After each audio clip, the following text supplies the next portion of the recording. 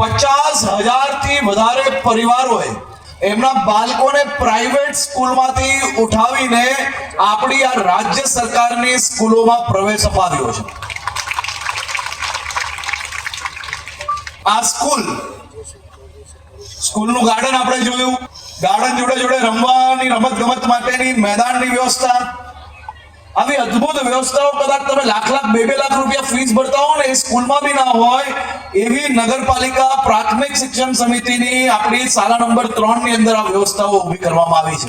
લગભગ 4 કરોડના ખર્ચે આ શાળાના નવા ભવનનું લોકાર્પણ કરવામાં આવ્યું હતું। એમાં બાળકોને ખૂબ જ સરસ હોલ અને રૂમ મળવા જઈ રહ્યા છે।